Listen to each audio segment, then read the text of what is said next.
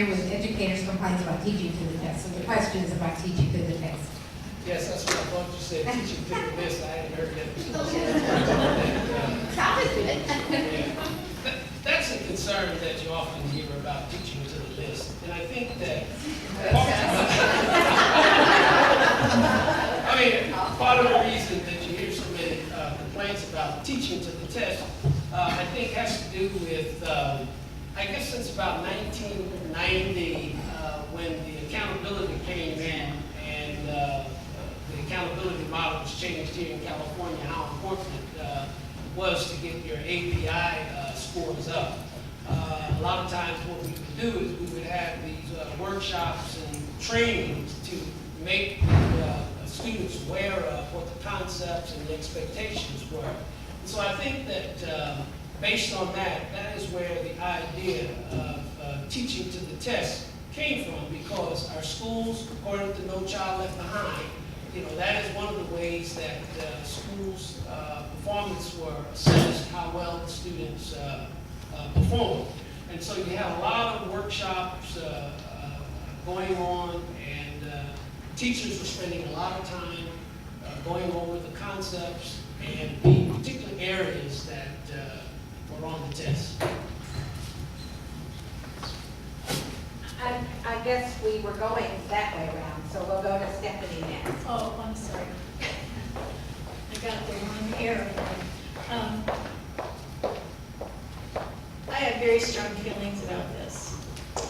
Testing is very misunderstood. It is very misunderstood by teachers, by administrators, by school districts, and by parents. Testing usually drives the curriculum. It drives what people do inside the classroom. What we need to look at is, what are these tests measuring? Are those things being measured the real values and the real education that we want to have our kids come out of school with? There was a time in California that I remember, because I was teaching then, when we were moving at the end of the 80s towards integrated authentic assessment. That was where a child performed a science experiment and was evaluated on how well they did science. They had to write, and in order to demonstrate how they could write or how they did write. They recently did testing with the ETS service back in Chicago, and they found that having students write and teachers evaluate the tests, the actual authentic test, gave 90% credibility. I hope you go that way. I know we have to do the testing for No Child Left Behind. I think we're all getting tired here. No Child Left Behind. And we have to do those. But it's my understanding that our district pays a lot of money for tests that are not necessary, just to make sure and see where the child is. And I think we need to reduce that expense, and I think we need to reduce that testing. We need to give our kids some more social studies, more art programs, more hands-on scientific experiments. That's what I think we need to do. Thank you. We're back to Gail. Oh, are we coming this way? Well, I have three things. First of all, testing gives expectations. We need expectations, because when we raised the bar, that's when our underrepresented groups started performing. We expect special ed kids to know things now. We expect English language learners to know things. So we need expectations. I would be the first, and it's important. I mean, you want your doctor to be tested, don't you? My son had to take an 8-hour test to get to medical school, and several tests after. You want the drivers to be tested. There is a role for testing. Looking at testing alone, though, is a problem. And I would say it's the same thing with the standards. The standards are the framework. They get us to where we need to go. The tests measure where we need to go. But the life of the school is in the knowledge we provide, and we need to make that exciting and enriching. And that's what we're doing at Bryant, and I hope that that's Brett. We test too much in RUSD. We're trying to find out which tests are mandated and which are voluntary by us. It's a good insight for you all to remember. In remedial, 3 is a majority of 5. It has to become a priority at RUSD. No Child Left Behind, and the standards and the framework and all that, that is about every child looks the same, every application is the same. You that have more than one child, I have two, I have no idea how they're so different. But it's if you remember where George Bush was on 9/11, he was going to be the education president. I think he walked out, he did the right thing, walked out, took care of New York and all, but he forgot No Child Left Behind. It is ruining teaching, and it is debilitating children who are constantly testing, and we're teaching to the test instead of teaching the whole aura of what it's about. You look at the novel Tom Sawyer. When you read that, you understood what was really going on is that, I was going to Huck Finn, that Huck eventually came to realize that Jim was a man, and it was equal to him. And when you just teach the test, you take a little part of the book, I'm sorry about this, but you lose that. And that's what we've lost in education. And that's why we need local control back. Yes, tests are important.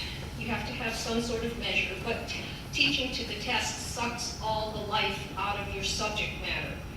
I'm an English teacher. If I have to zip through Jane Eyre because by the end of the year I have to be someplace else, and my class happens to like Jane Eyre, I can't take my time. I can't use their enthusiasm for it. If they happen to want to do a special project, I can't do that because I have to be at a certain point by the time we do the testing. That's shameful. Education is not just stuffing facts into kids' heads. It's teaching them how to learn. It's making them want to learn. It's giving them the understanding that there's a lot of world out there, and golly, I want to go out there and see it. I'm sorry, NCLB is a bad four-letter word. She answered that question better than I did. Okay, I'm not real sure that the NCLB was the question here, but it had to do with teaching to the test. And so what I would say is that the state of California has adopted a set of standards for all of the core content subjects, and what the standards tell us is what every student should know, understand, and be able to do. Know, understand, and be able to do. It's not left up to me as a fifth grade teacher, which I've done, to decide what I'm going to do.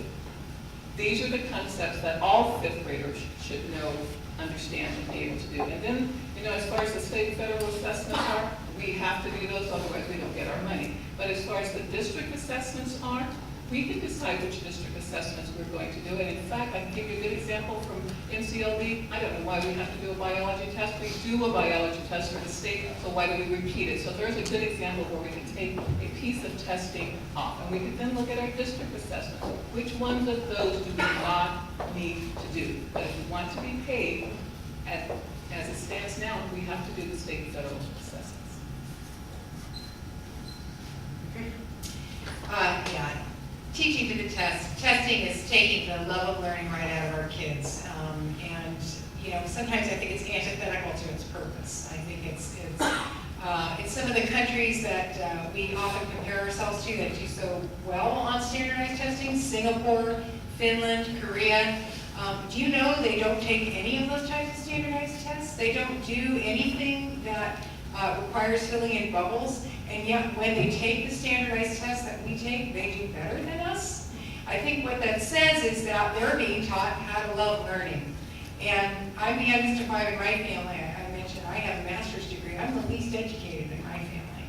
And I think I'm still a learner my whole adult life, and I love it, and I would like my kids to learn that as well. Okay, thanks again.